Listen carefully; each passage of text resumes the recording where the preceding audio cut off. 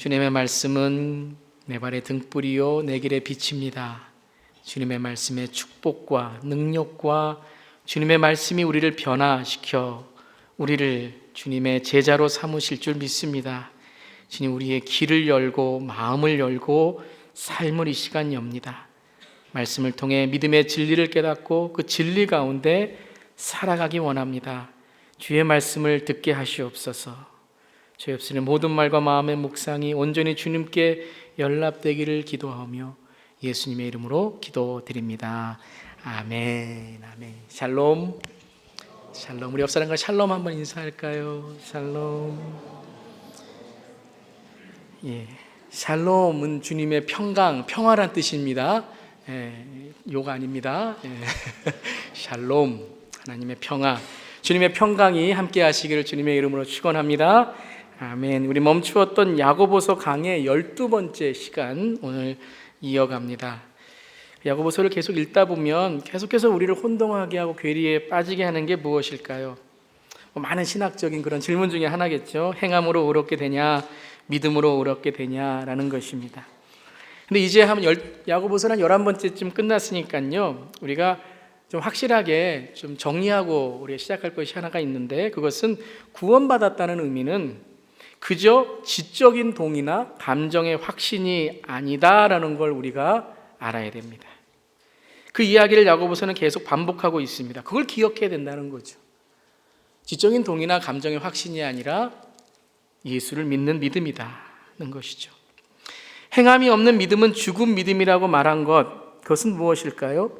뿌리가 없는 나무라는 뜻입니다. 뿌리가 없는 나무, 썩어져가는 열매라는 것입니다. 가끔 우리가 과일을 보면 겉에는 멀쩡한데 그 속을 보면 썩어 있는 것을 봅니다. 죽은 열매이죠. 나무도 뿌리가 없을 때에 죽은 것입니다. 즉 구원받는 것만이 아니라 야고보는 이루는 것을 강조하는 것이고, 천국에 가는 것만이 아니라 천국을 살아야 한다 하고 강조합니다. 우리 야고보는 예수님의 동생 아닙니까? 그러니까 교회의 모습, 교회 목회를 한 이후에 교회의 성도님들의 모습도 자기의 모습을 보면서 이렇게 말한 것 같아요. 우리 형 그렇게 안 했는데요. 여러분, 우리가 무슨 얘기 하다가 나 그 사람 동생입니다, 우리 아들이에요, 딸이에요, 내가 그 사람의 배우자입니다, 그럼 게임 끝이에요. 우리 형 그렇게 안 했다는 거죠. 들어야 됩니다. 야고보 형제의 안타까움은 무엇입니까? 언제부터인가 우리의 마음속에 무엇인가 선악을 가리는 이원론적 생각으로만 갇혀 있다는 것입니다. 하나님의 나라를 마지막이라는 생각만 하다가 그냥 하나님의 나라를 시간에 가두어 두고, 하나님을 믿었다는 것을 이제 모두 필요 없어서 믿기만 하면 껑충 뛰어서 하나님의 나라로 가는 것으로만 생각하고, 여러분, 하나님을 믿는다는 게 무엇입니까? 그것은 하나님의 시간과 내 시간이 연결되는 한순간 한순간 내 삶의 순간순간이 영원과의 연결이죠.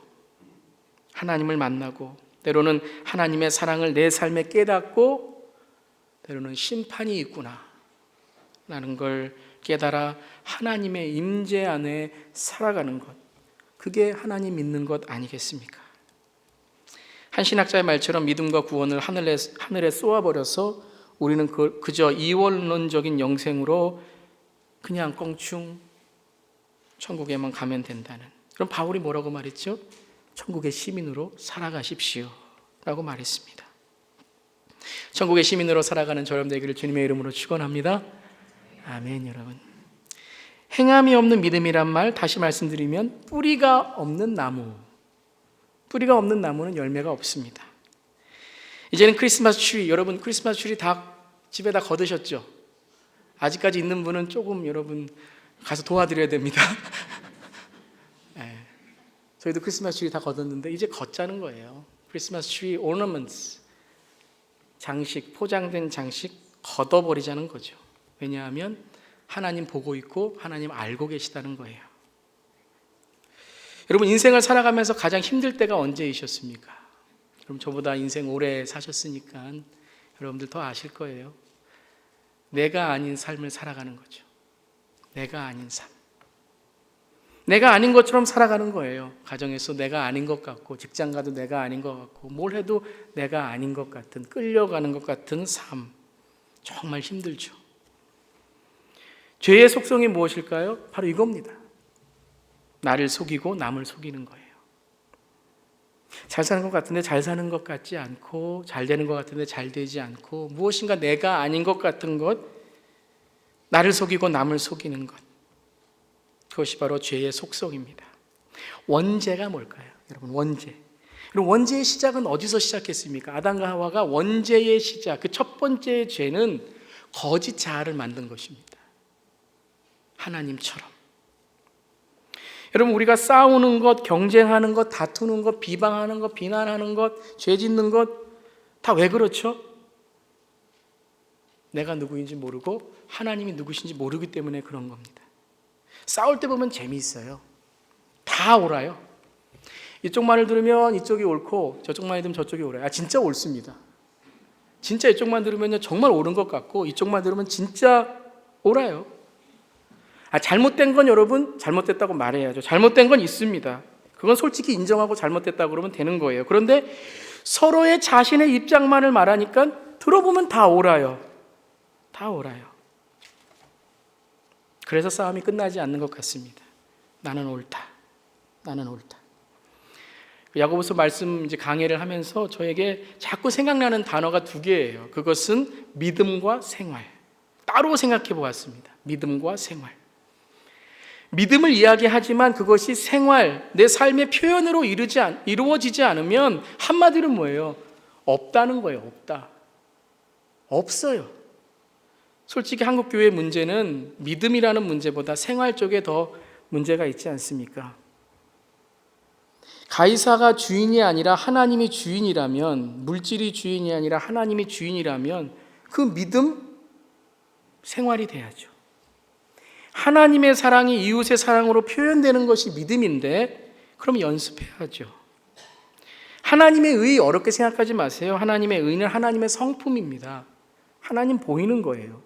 그 결과가 뭐예요? 평화잖아요. 평화. 화평을 만들어내는 것, 성령의 열매가 믿음인데 그것을 훈련하는 것이 생활이지 않습니까? 근데 우리는 그저 하라, 하지 말라는 경계선만 그어놓고 그냥 내가 옳다고 끝나버립니다. 없습니다. 믿음도 없고 생활도 없습니다. 예수님이 처음 부활하셔서 제자와 여인들에게 나타나셔서 처음 하신 말씀이 뭐예요? 구봉서 장로님, 우리 어르신분들 아시죠? 이렇게 대답하셨대요. 너희들 나 보이냐? 근데 첫 번째 한 말씀이 뭐예요?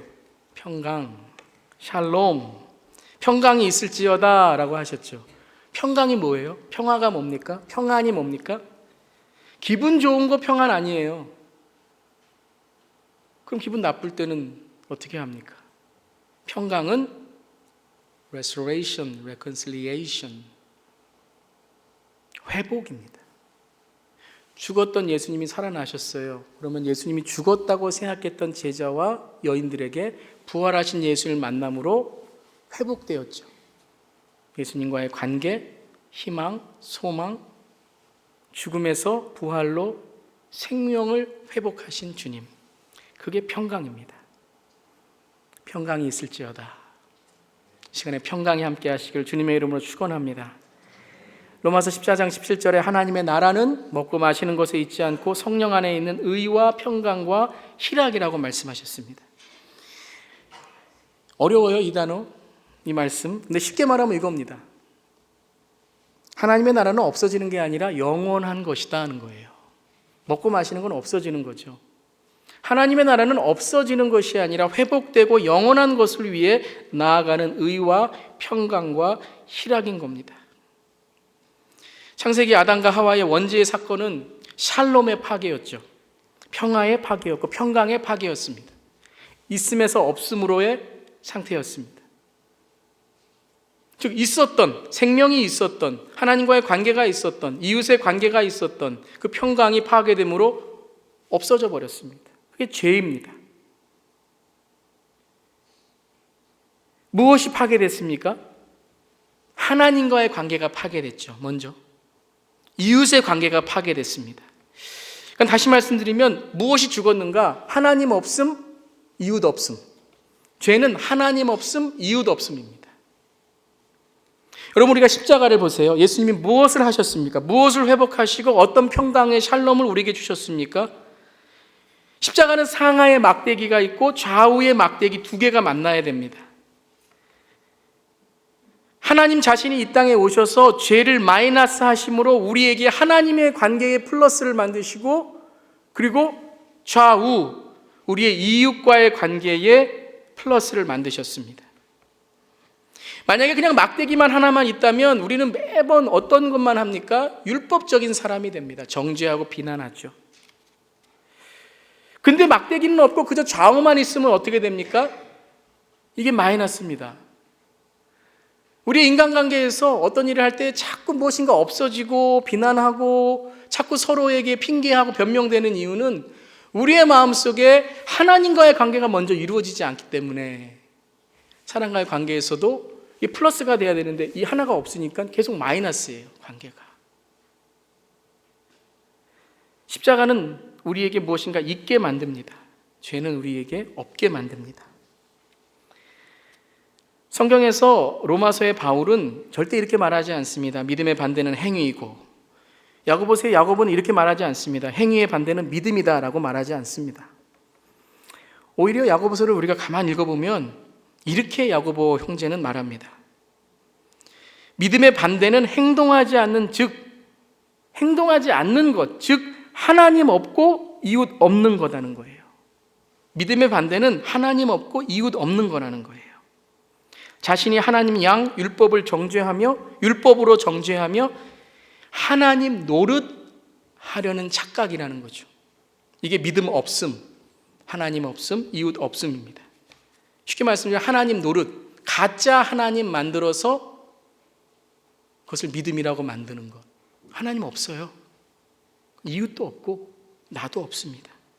내가 누구인지도 모르고 하나님이 누구인지도 모르고 이웃이 누구인지도 모르고, 그게 뭐예요? 죽은 믿음이에요. 오늘 그것을 야고보는 우리에게 강조하는 겁니다. 내가 누구인지, 그리고 하나님이 누구이신지를 알 때 믿음이 진짜 뭔지를 깨닫게 되고, 그리고 내 행위에, 내 행동의 진정한 동기와 과정과 그 결과가 뭘 초래하는지를 알게 된다는 거죠. 그래서 죽은 믿음은 뭘 초래해요? 비난을 초래한다는 겁니다. 비난하고 정죄하면 죽은 믿음이라는 거예요. 자기 자랑의 의, 믿음 없는 죽음의 행위를 오늘 말씀하시는 겁니다. 하나님 없음, 이웃 없음, 그리고 나도 없는 것. 오늘 말씀의 11절과 12절 말씀은 주제는 이겁니다. 내 이웃에게 하나님 노릇하지 마라. 내 이웃에게 하나님 노릇하지 마라. 그게 12절과 12절의 주제이고요. 13절부터 17절의 주제는 내 인생에게 하나님 노릇하지 마라. 하나님 노릇하면 하나님 없다. 이웃도 없고 믿음도 없다. 진짜 나로 진짜 하나님으로 살아가라라는 말씀입니다. 즉 하나님 없는 인생은 죽은 행위이며 이웃 없는 신앙은 죽은 믿음이라는 것입니다. 빨리 해서 여러분 지금 못 들으셨죠? 너무 중요한 건데요. 하나님 없는 인생은 죽은 행위이고 이웃 없는 신앙은 죽은 믿음이라는 것입니다. 다시 한번 말씀드릴게요. 하나님 없는 인생은 죽은 행위이고 이웃 없는 신앙은 죽은 믿음이라는 것입니다. 왜 그렇습니까? 그것은 나를 거짓으로 만들고 결국은 하나님을 거짓으로 만드는 것. 이게 무엇입니까? 우상입니다. 우상. 하나님으로 거짓으로 만드는 게 우상이에요. 무슨 다른 종교의 신을 만드는 게 우상이 아니라 십계명에 있는 우상이라는 것은 하나님을 거짓으로 만드는 어떤 것들. 근데 그 우상이 누구예요? 나입니다. 내가 하나님 노릇하고 비난하고 헐뜯고 내 인생의 주인이 나인 것처럼 살아가는 것, 그게 우상이에요. 우상은 즉 하나님 없음, 이웃 없음입니다. 오늘 말씀에서 우리가 듣는 말씀이기도 하고요. 성경 전체의 인간에 대한 말씀이기도 합니다. 성경은 우리에게 인간은 이런 존재라고 말씀하십니다. 인간은 상황을 객관적으로 볼 수 있는 능력이 없다는 것입니다. 내가 그 사람을 알아. 내가 이 상황을 잘 알아. 내가 이해해. 아니요. 사람은 상황을 주관적으로 보지 객관적으로 볼 능력이 없습니다. 성경은 또 이렇게 말합니다. 사람은 상대방의 진정한 마음을 볼 능력이 없습니다. 내가 그거 알아요. 내가 이해해. 아니요, 몰라요. 객관적으로 보지 못하는데 어떻게 상대방의 마음을 알 수 있겠습니까? 이것을 인정할 때에 우리는 나를 알고 하나님을 알고 우상을 만들지 않습니다. 나는 객관적으로 이걸 볼 능력이 없어. 하나님 도와주세요. 나는 저 사람의 마음을 진정 알 수가 없습니다. 아니, 내 마음도 모르는데요, 주님. 주님, 성령님 움직여 주시옵소서. 김인기 목사님이 이렇게 한번 따라해 보세요 많이 하셨잖아요. 저도 한번 해보려고 합니다. 한번 따라해 보세요. 은혜는 나를 나되게 하고. 김인기 목사님이 좀 더 컸던 것 같은데요. 은혜는 나를 나되게 하고 죄는 나를 속인다. 은혜는 이웃이 있는 삶이고 죄는 이웃이 없는 삶이다. 사랑은 전체에 대한 반응이고 정죄는 부분에 대한 반응이다. 내가 기준이 되면 죄고 하나님이 기준이 되면 은혜다. 네, 아멘. 비난이 기준이 되면요, 죄가 보이고요. 은혜가 기준이 되면 분별력이 생깁니다. 내가 기준이 되면 이것을 어떻게 비난할까만 생각을 하고요. 은혜가 기준이 되면 이 상황 속에 하나님이 나에게 무엇은 뜻을 주시는가 영적 분별력이 생깁니다. 영적 분별력은 우리에게 자유와 담대함을 줍니다. 자유와 담대함은 무엇입니까? 김희기 목사님 또 전화하실지 모르니까 한 번만 더 확인할게요. 제가 다 따라하는 건 아니지만요. 신앙이 좋다는 게 뭐예요? 따뜻한 사람이 되는 겁니다. 따뜻하다 그러니까 그냥 따뜻한 얘기가 아니라 넓은 사람이죠. 자유하고 담대한 사람은 마음이 따뜻해집니다. 여유가 있습니다. 은혜는 다를 수 있지를 말하는 것이고 더 알아가 봐야 되겠다라는 용기가 생기는 겁니다. 오늘 말씀은 그거를 우리에게 믿음이라는 기준으로 적용하라고 말씀하시는 겁니다. 첫 번째는 무엇입니까? 이웃에게 하나님 노릇하지 말라는 것이죠. 이웃에게 하나님 노릇하지 말라. 내가 이웃에 대하여 하나님 노릇하는 것, 헐뜯는 것이라고 말씀하십니다. 우리 4장 11절 또 12절 함께 한번 읽어보겠습니다. 시작. 형제 자매 여러분 서로 헐뜯지 마십시오. 자기 형제 자매를 헐뜯거나 심판하는 사람은 율법을 헐뜯고 율법을 심판하는 것입니다. 그대가 율법을 심판하면 그들은 율법을 행하는 사람이 아니라 율법을 심판하는 사람입니다. 율법을 제정하신 분과 심판하시는 분은 한 분이십니다. 그는 구원하실 수도 있고 멸망시키실 수도 있습니다. 도대체 그대가 누구이기에 이웃을 심판합니까? 왜 하나님 노릇하십니까? 이렇게 쉽게 우리가 해석하면 그거죠. 그대가 누구이기에 이웃을 심판합니까? 이 구절을 보면 우리가 이 구절뿐만 아니라 마태복음 7장의 말씀 비난하지 말라, 남을 심판하지 말라, 판단하지 말라라는 말씀을 꼭 들을 때마다 제가 듣는 그러한 좀 질문들이 있습니다. 그건 그러면 목사님 판단도 하지 말고 평가도 하지 말고 이런 말씀 들으면 입 닫고 마음 닫고 있어야 합니까? 라는 그런 질문 우리가 많이 하죠. 아닙니다, 여러분.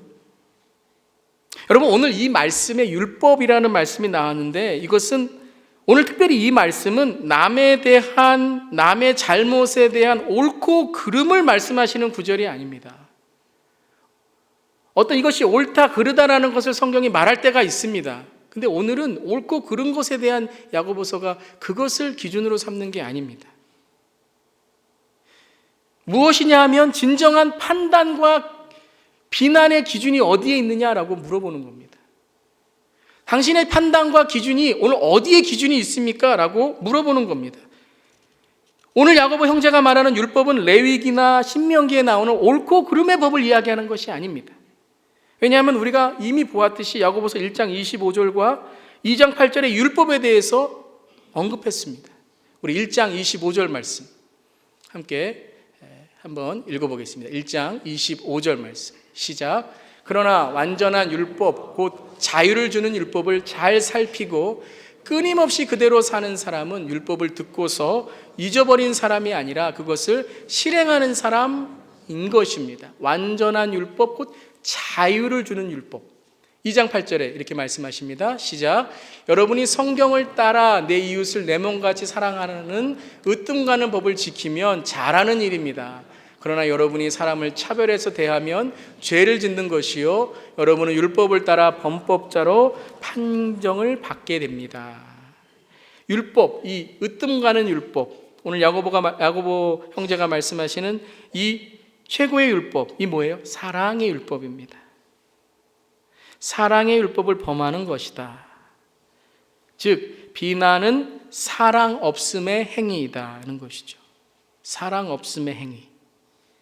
숨은 의도가 있으며 과정 속에 남을 넘어뜨리는 음모가 있으며 사실을 근거로 한 평가가 아니라 거짓을 덧붙이는 가십의 관계, 그 비난, 사랑 없음, 평강 없음, 하나님 없음, 믿음 없음.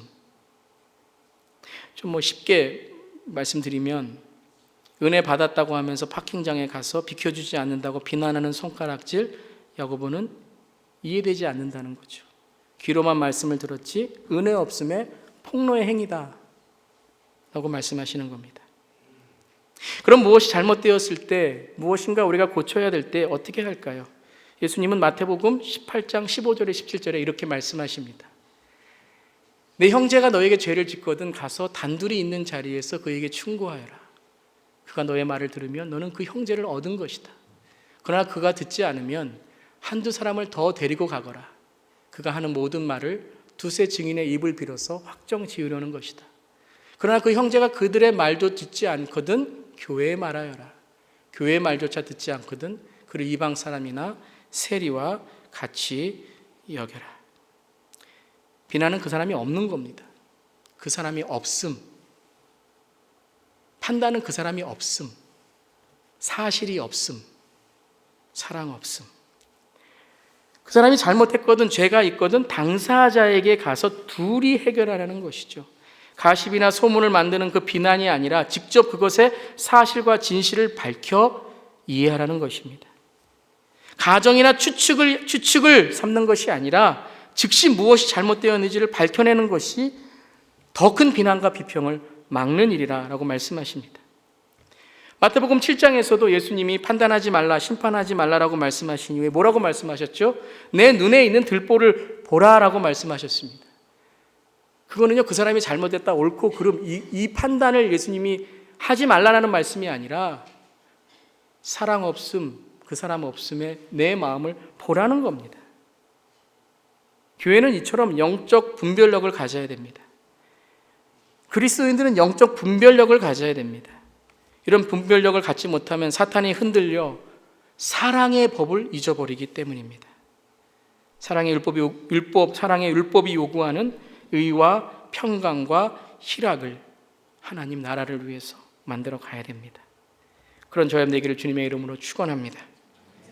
두 번째 말씀 무엇입니까? 남에게뿐만 아니라 우리의 인생에서도 하나님 노릇하지 말라는 것이죠. 이게 연결이 되는 것 같긴 해요. 내가 항상 자랑하고 내 삶만 드러내고 내 인생에 하나님 노릇하는 그런 모습이 있으면 다른 사람에게도 하나님 노릇하더라고요. 남과의 관계만이 아니라 나의 인생에서도 하나님이 누구신지 알고 내가 누군지를 알 때에 썩어져갈 양식, 내가 1년 동안 뭐 벌고 뭐 한다는 이 계획 내 거 아니라는 것이죠. 똑같은 행위, 하나님 앞에서 하나님이 누구신가의 원칙을 적용할 때에 우리 인생에서도 하나님 노릇 하지 않는다는 것입니다. 우리 오늘 야고보서 3장 15절 16절 말씀 한번 읽어보겠습니다. 시작. 도리어 여러분은 이렇게 말해야 할 것입니다. 주님께서 원하시면 우리가 살 것이고 또 이런 일이나 저런 일을 할 것이다. 그런데 여러분은 지금 우쭐대면서 자랑하고 있습니다. 그와 같은 자랑은 다 악한 것입니다. 그러므로 사람이 해야 될 선한 일이 무엇인지 알면서도 하지 않으면 그것은 그에게 죄가 됩니다. 제가 존경하는 미국 목사님이 계신데요, 예전에 이런 말씀을 하시더라고요. See you tomorrow 그러시면서 if it is the Lord's will. 여러분 가끔 이제 미국 분들 이렇게 뵈면요, 어떤 계획이나 그런 거 하면서 이렇게 말씀하십니다. If it is the Lord's will, He will do it, but He will not do it. 하나님이 원하시면 우리가 이것을 할 것입니다. 아니 또한 이것을 하지 않을 수도 있습니다. 주님이 주인 되었다는 거죠. 오늘 나의 인생에서 주님이 주인이시라는 겁니다. 여러분, 우리의 인생의 주인은 하나님이십니다. 교회의 주인은 예수님이십니다. 그럼 이 말은 무슨 뜻일까요? 하나님이 주인이라는 것, 하나님을 경외해야 한다는 것, 예수님이 이 교회의 주인이라는 것은 무엇입니까? 야고보가 이렇게 외치는 것 같아요. 말만 하지 말고 살라. 말하라가 아니라 살아라. 어떻게 살라고요? 하나님이 주인이신 것처럼. 우쭐대면서 자랑하거나 동안 열등감에 빠져 낙심하지 말고 하나님의 때를 기다려 때가 이를 때에 거둔다는 신실한 마음으로 사람이 해야 할 선한 일, 하나님이 주인 된 것을 지켜 이루라 라고 말씀하시는 그것입니다. 하나님이 주인 된 삶 되기를 주님의 이름으로 축원합니다. 내가 주인 된 삶은 하나님이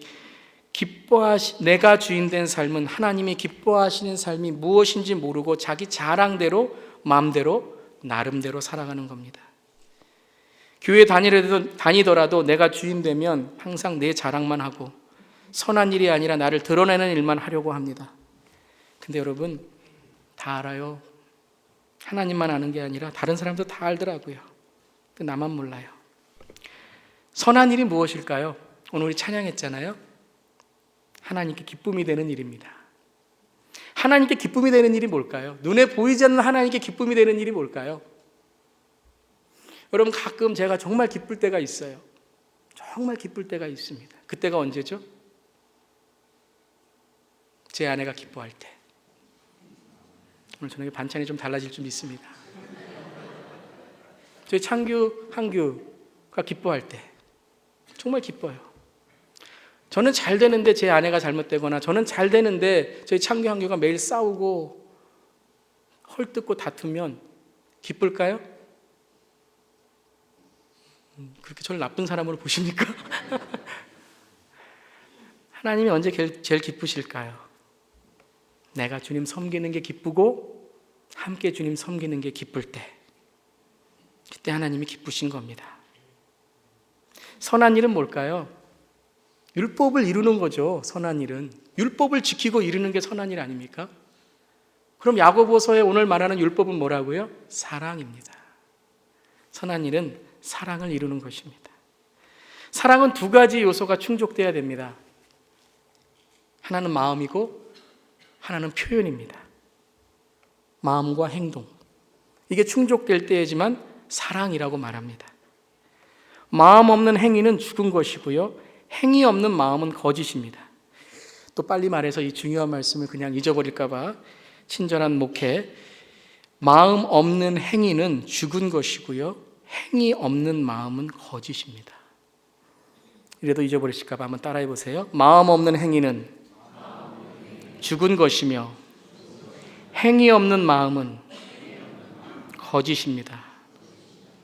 그러니 사랑하는 율법 없음은 하나님의 사랑과 이웃 사랑이 없는, 즉 내 인생에 하나님 노릇하며 내가 왕이 된 삶입니다. 왜요? 내가 법이니까요.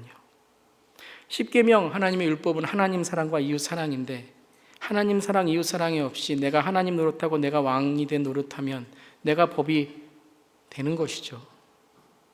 갈라디아서 6장 3절 4절에 바울은 이렇게 우리에게 하나님의 말씀을 전합니다. 함께 읽겠습니다. 시작.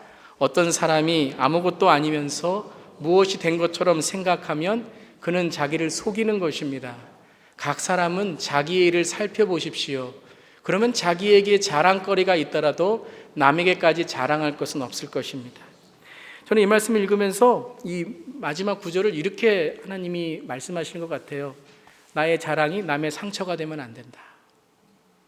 나의 자랑이 남의 상처가 되면 안 된다. 갈라디아서 6장 7절 8절 말씀 함께 읽겠습니다. 시작. 자기를 속이지 마십시오. 하나님은 조롱을 받으실 분이 아니십니다. 사람은 무엇을 심든지 심은 대로 거둘 것입니다. 자기 육체에다 심는 사람은 육체에서 썩을 것을 거두고 성령에다 심는 사람은 성령에게서 영생을 거둘 것입니다. 이 말씀 제가 쉽게 말씀드리면 성령에 심는 사람은 있고 육체에 거둔 사람은 없다는 거예요. 우리가 있는 신앙생활을 해야지 없는 신앙생활을 하면 안 되겠습니다. 예수님의 제자가 되고 하나님을 잘 믿는다는 것은 다른 것이 아니라 하나님 관계, 이웃 관계에서 내가 하나님 노릇하지 않고 내 자랑이 다른 사람의 상처가 되지 않고 내가 심는 것들이 없어지는 것이 아니라 우리의 삶 속에 하나님이 남고 이웃이 남고 즉 사랑이 남을 때에 우리의 믿음은 진짜라는 것입니다. 우리 자신에게뿐만 아니라 이웃과의 관계에서도 사랑으로 반응하며 말씀으로 반응하는 저와 여러분 되기를 주님의 이름으로 축원합니다. 은혜는 남에게, 진리는 나에게. 오늘 말씀의 적용을 4가지만 우리 한 주간 기억하기를 원합니다. 기록하시고 한 주간에 사시면 좋겠습니다. 첫 번째는 주님 앞에 서는 삶을 삽시다. 주님이 주인된 삶을 인정합시다. 내가 누구인지를 알고 나는 절대 상황을 객관적으로 볼 수 없고 상대방의 마음을 절대 알 수 없는 존재라는 것을 깨닫고 주 앞에서 매일매일 코람되어 In the presence of God 하나님의 주인된 삶을 살아갑시다. 두 번째는 비난의 자리에서 회개의 자리로 나아갑시다. 비난하고 싶은 마음, 헐뜯고 싶은 마음이 있을 때에 회개의 자리로 나아가는 거예요. 참 재밌습니다. 우리 모두가 그런 마음이 들잖아요. 회개의 자리로 가면, 여러분 회개라 그러면 많은 분들이 그냥 내 잘못만 하나님께 막 잘못됐습니다, 그렇게 하는 것만 회개라고 생각하시는데요. 여러분 예수님도 회개하셨습니다. 십자가에서 뭐라고 하셨죠? 저들의 죄를 용서하여 주시옵소서. 여러분 우리가 비난의 자리에서 회개의 자리로 나가면요, 내가 정말 비난하고 싶었던 사람이 불쌍해 보입니다. 그뿐만 아니라 내가 무엇을 잘못했는가도 기억납니다. 그 사람이 나한테 잘못한 것뿐만 아니라 나도 잘못했구나 하는 것이 생각납니다. 세 번째는 사랑의 열매를 위해 기도합시다. 사랑의 열매.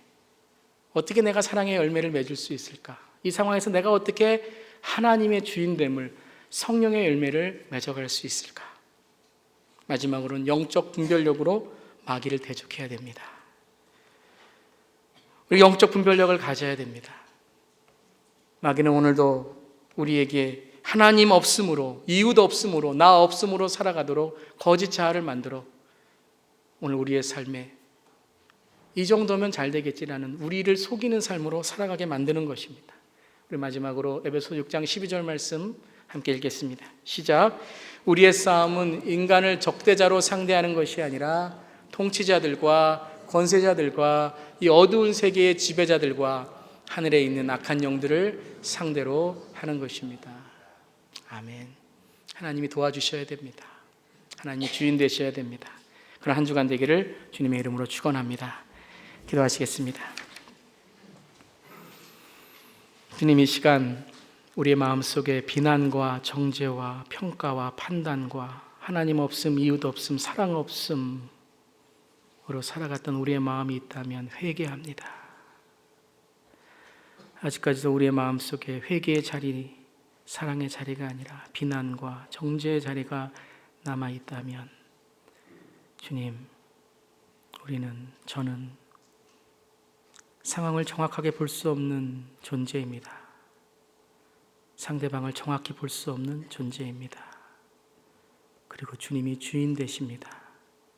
주여, 우리의 눈에 있는 비늘을 벗겨주시고 비난과 정죄의 스데반 집사님에게 돌을 던졌던 바울이 다메섹에서 예수를 만나 비늘이 벗겨져 이제는 돌을 맞아도 사랑이 나오고 복음이 나오고 회개가 나오고, 그래서 그 바울의 사랑의 복음의 행동으로 유럽의 선교가 되고 미국으로 복음이 전해지고 한국으로 전해져서 김영주 목사를 만든 것처럼 하나님 오늘 하나님의 주인 된 삶으로 살아갈 때에 주님 영광 받으실 줄 믿습니다.